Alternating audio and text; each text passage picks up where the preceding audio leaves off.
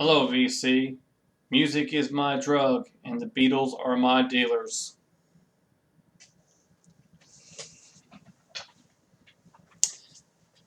Found this shirt on Facebook, Facebook ad, and I saw it. I said I just had to have that shirt. And speaking of the shirt, I recently went to a record show up near Birmingham, Alabama, this past weekend on August 20th.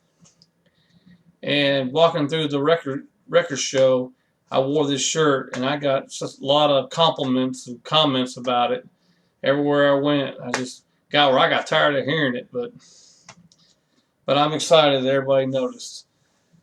Anyway, that being said, I did pick up some gems there at the record show. I didn't pick up as much as I wanted to. A lot of the prices were a little steep on a lot of things. A lot of them were selling them for book value, is what they call it. Some of them were, cut you a break on the prices and everything. But I probably could have spent $500-600 in there easy. But we all got our limits. So that being said, I have a few singles and some Beatles LPs I'd like to share with everyone. First, I'm going to show you this. I found this, and I was kind of excited to find it. It's a Badfinger 45 Baby Blue.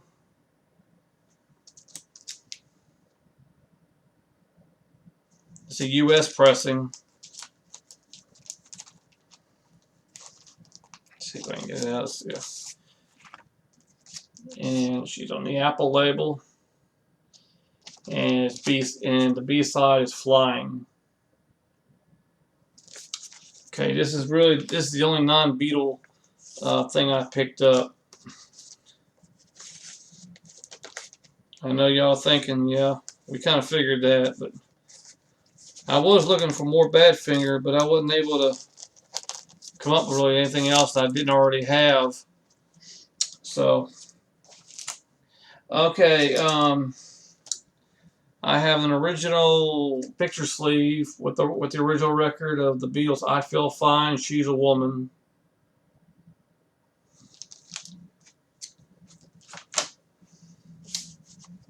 And I got this. I wish I picked up more of them, but this is one of the Jukebox, Capitol Jukebox, I guess it's called a series or whatever, of 45s. But this is While My Guitar Gently Weeps. On the back side is Blackbird.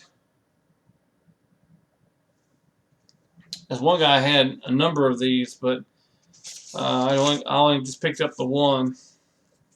Should have picked up more, but I didn't. Okay, that's it for the 45s. Move on to the LPs. And I found this. Let me just pull it out of the jacket because let me just pull this thing out of the plastic sleeve. Okay. Beatles U.S. pressing of the mono copy of Rubber Soul.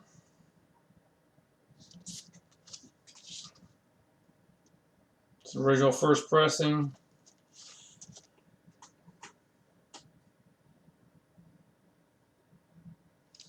Somehow I'm winding up with the U.S. Capitol issues now, even though I don't like them. But I will say, listening to the U.S. pressing of Rubber Soul, I actually enjoyed it, even though there were some tracks added and some taken away. Still, it was a nice listen, and it played real well. A few crackle pops, but I mean, there was no scratches. There's no scratches on it. The vinyl's in excellent condition. You got things over 50 years old. But plays pretty decent. And here's the original sleeve.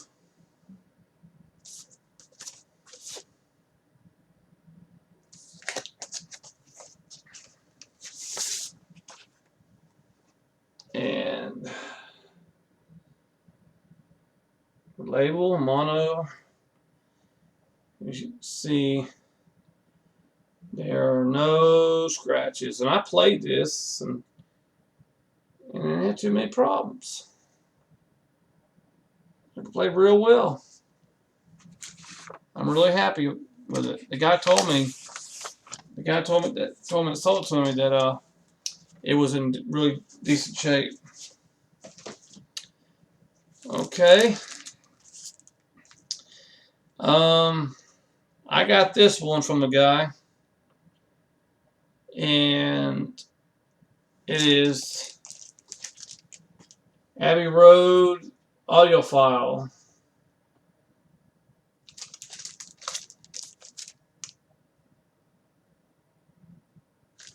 This thing played really great. It had a light scratch in it. I didn't look at the vinyl before I bought it, but I really should have.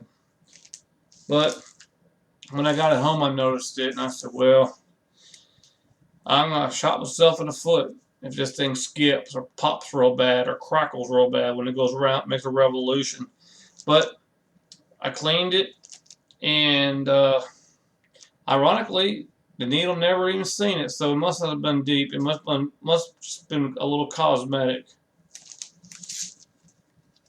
So I listened to this one too. I tell you, these audio files are nice. I mean, has the true recording. And what's interesting here, here's the first side. And what's interesting, I like to point out, I don't know if you can see it. You see the wide groove after the third, from the outer edge. You got Here Comes the Sun, and because then you got that wide space.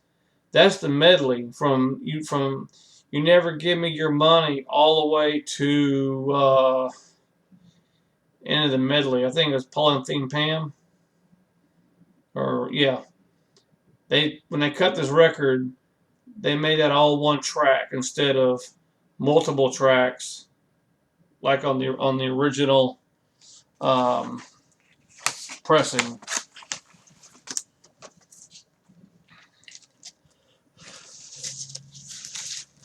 I wish I could have gotten more of these, but these things are pricey no matter where you try to find them, eBay or wherever.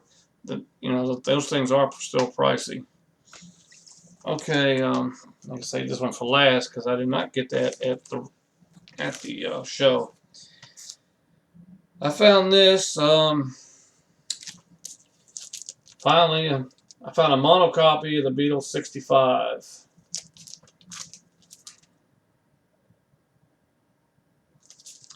It's got a little bit of scuff wear on the cover. See right there in the photograph. But it's not that bad. I mean, this thing made 1964. It's got a lot of miles on it. The only thing is it don't have the original inner sleeve. It's just a RCA inner sleeve for some reason. But here's the vinyl. Needs to be cleaned. I have not cleaned this one yet. The other side.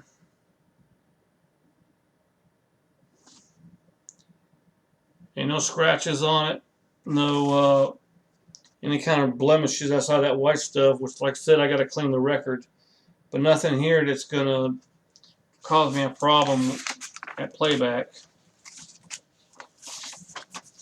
And one reason why I picked up the mono copies of this and Rubber Soul, and a lot of times why I'm after the monos, is because stereo was just in its infant stages at the time. Cheap plastic sleeve. And so, the original recordings were mixed in mono from the get-go. Well, you know, Capitol had this brainstorm of idea. Well, we want to make everything. We want to convert it to stereo. So everybody go out and buy all these stereos to play it on there. Well, that being said, and I know a lot of people out there have heard early Beatle records or anybody where Capitol redone the mono to stereo. You know, you get that hard right and that hard left, so you ain't got a space in the middle there that ain't really there. And they try to add the reverb to try to fill in the gap.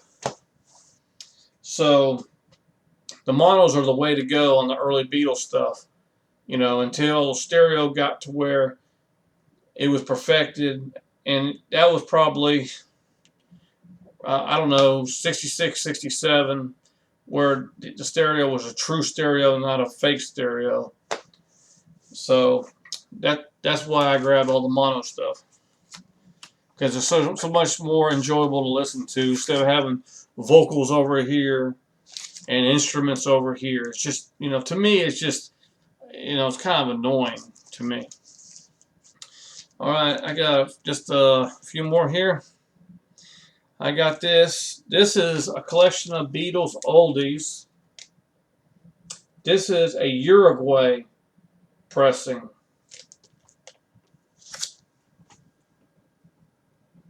And you can see track listing in Spanish, and you don't have the picture of the Beatles on the back like the UK.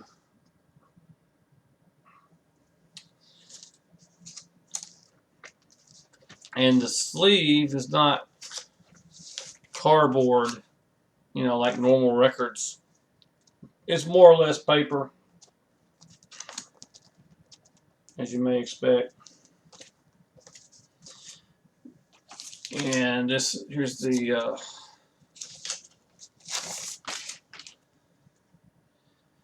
labels, EMI. This thing looks in near mint condition.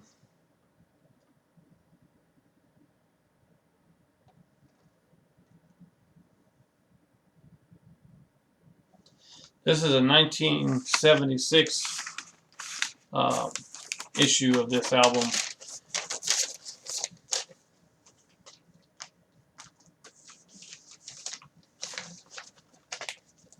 Somehow or another, I'm winding up with albums from other countries, which is nice. Okay, speaking of one from another country, actually I got two more from another country. Okay, this is the last one I got at the record show, and I was excited to find this, and I saw it, and I said, well, I better get it, because if I don't, I'm going to kick myself later thinking, maybe I should have picked that thing up. And this is a gem for me. Ringo Starr, Old Wave. This thing is still sealed.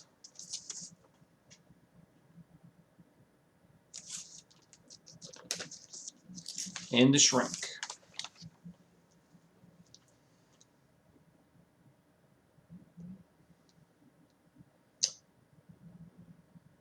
And it's an RCA pressing, so it's got to be a first pressing or something to that nature. I mean, you can see that or not. But yeah, this thing right here. Track listing on the side. This thing is a gem.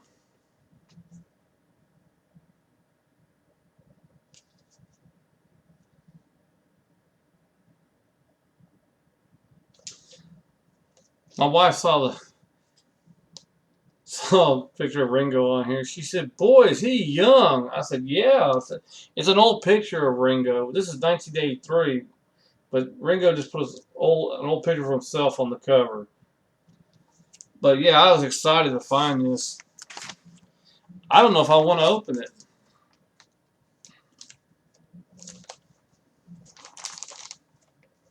I really don't.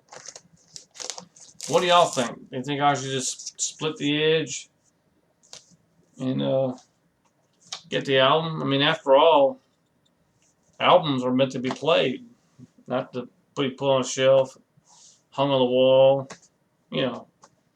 Okay, I got one more. I went to my local thrift store. This guy that sells records there pretty much got it going on. He has I guess you call it a milk crate, set aside just for Beatles and Beatles related stuff, solo stuff, whatnot. And I get where I was finding some nice stuff from him. And I went there, and not much has changed, but I did find this. He must have just added this as of late. And I found this. This is called The World's Best, The Beatles. Kind of a psychedelic cover.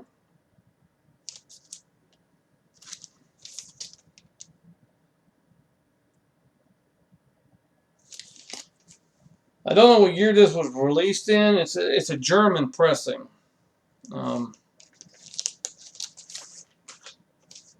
it looks like SR International is who put it out, but it's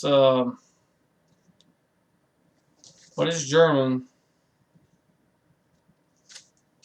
You can see here, and all that down there is written in German.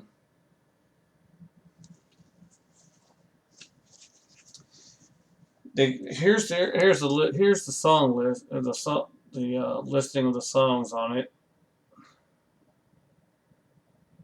So it's probably just some kind of I don't know, some kind of compilation of just different songs.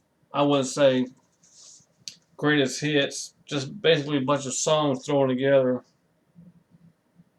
And no George Harrison song on here. Oh well.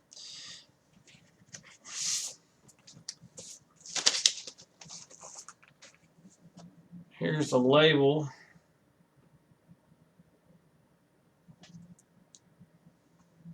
And where it says Gema for Germany. There's the other side. I haven't listened to this yet, but it's indicating mono and stereo. So I want to go under the pretenses that maybe some of the older tracks, the earlier tracks, are the monos, and the later tracks are the stereos. That's kind of the way I interpreted it. Because considering everything's written in German, there's no way to really tell, except for the track listing. But this is a really neat album. I was really surprised to find this. And it looks to me like it was pressed in 1967, based on the pictures on the back cover. So this is a keeper here. This is in pretty good shape. You don't seem to have any bad places on the record. Looks like it has hardly been played, to be honest. So anyway, that's my little collection from the record show, and then that one from the thrift store. So I appreciate everyone watching, and when I get give me some more albums, I'll pop up another video. So that being said, thanks for watching. Please leave a comment below what you think. If you haven't subscribed to my channel, you just happen to come upon it, please subscribe. I don't come up with videos maybe every week, but I do put them out, so it'd be worth the wait. So thanks for watching, everybody.